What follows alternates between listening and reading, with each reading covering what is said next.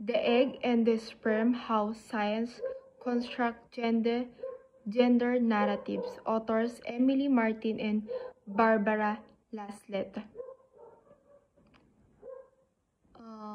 These slides serve as an introduction to the topic and authors.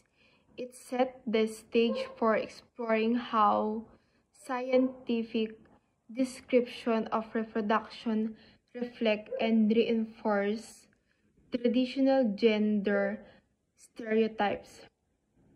Gender metaphors in reproductive biology. Egg, passive, nurturing, waiting.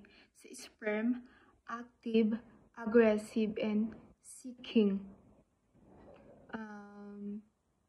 This slide discusses the gendered language used in science, highlighting how the egg is often depicted as passive and nurturing, while the sperm is described as active and aggressive.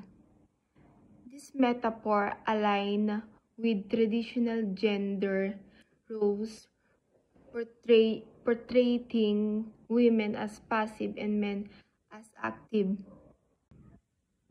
How culture influences scientific narratives. Scientific descriptions are not neutral.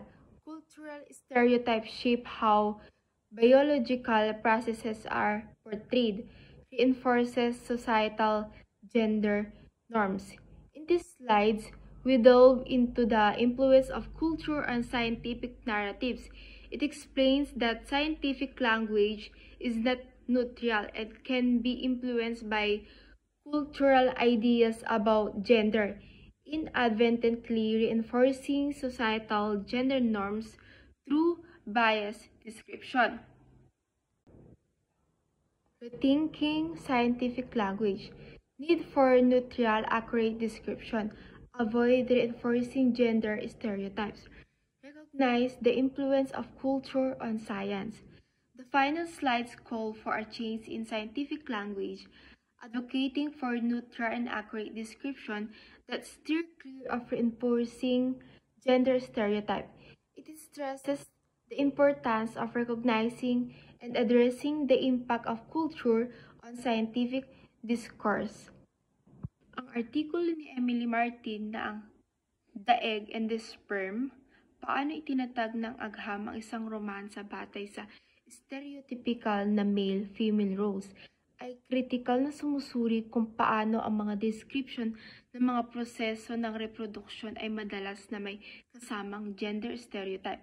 Sinasabi ni Martin na ang mga naratibong pang-agham tungkol sa itlog at sperm ay hindi lamang neutral na description ng mga biological facts, kundi ito ay nababalot ng mga kultural na ideya tungkol sa mga papel ng kasarian.